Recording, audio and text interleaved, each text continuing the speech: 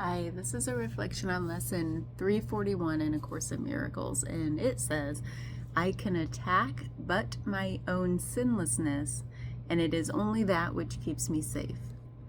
I can attack only my own sinlessness, and it is only that which keeps me safe. So sinlessness means purity. Like, there's nothing wrong here. There's nothing wrong with me. I was born whole and pure, and I still am underneath all of the stuff I've added to myself along the way that keeps me feeling like I'm not worthy.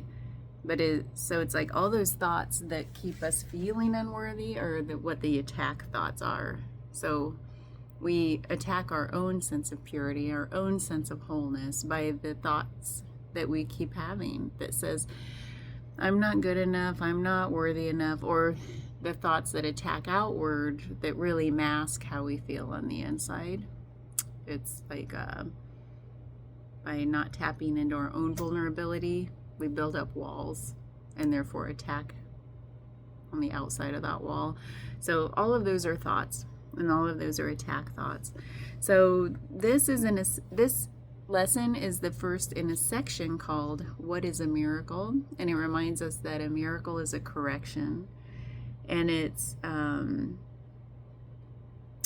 let's see, there was something else. Oh, a miracle contains the gift of grace. So that's what this lesson is talking about, is how it's only by tapping into my sense, like that grace feeling, that kindness towards self, where I feel safe.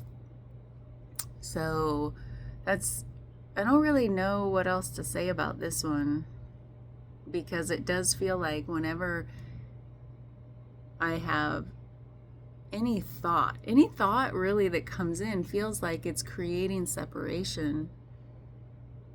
When you compare thought to non-thought, and whenever I'm without thought, I just feel such peace and oneness and wholeness.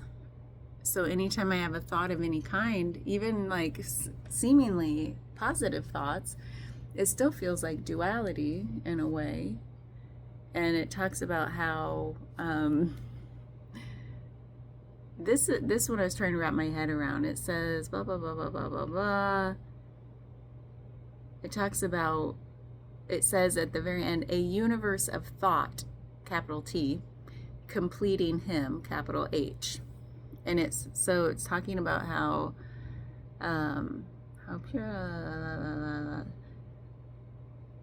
It's talking about how God conceived of us humans as sinless, as perfect and pure, which is, it says, a universe of thought completing him. So it's like all of us are the total universe of thought that completes God. And we've heard about this in other lessons, where it's like we come into being to reflect all aspects of God so that God can come to know God's self.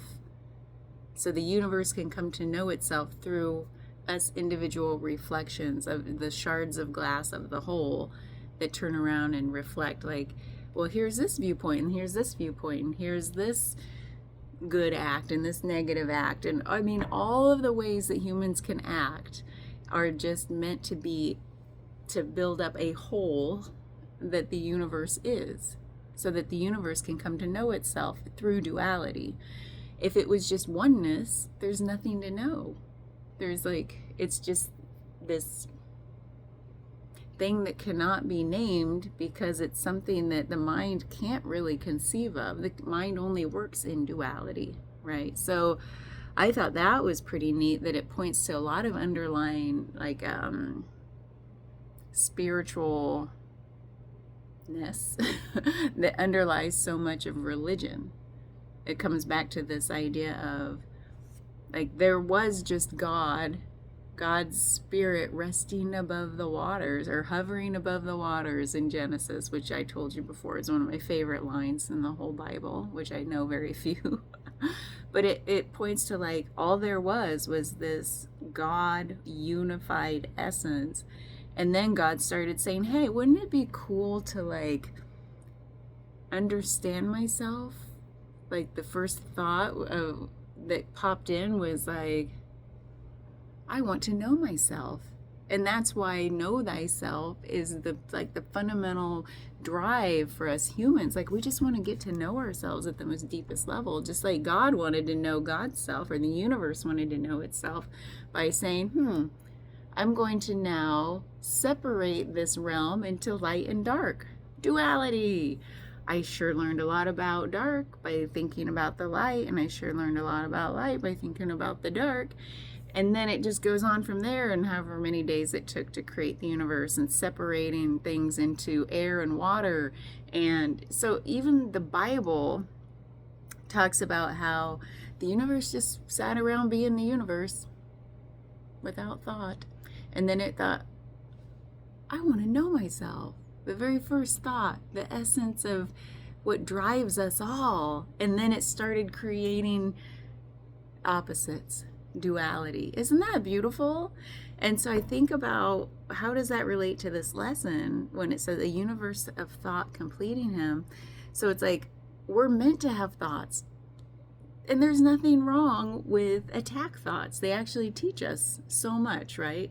By having had my own attack thoughts, now I can come to appreciate my own purity, that underneath it all, there's nothing wrong here.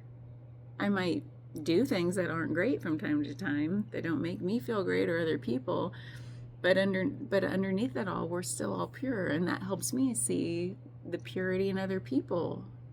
I try to describe like underneath it all, we are love, and we can keep coming back to that by turning off the attack engine, the thought machine that says duality, us versus them, black versus white, all of that actually helps us come to know one another, right? Otherwise, we're just all blissed out in our own, not interacting with each other. Might be beautiful, might feel good, but then that fundamental desire of know thyself pops in, and we're like, we gotta go do stuff in the world and get to know each other and myself in the process.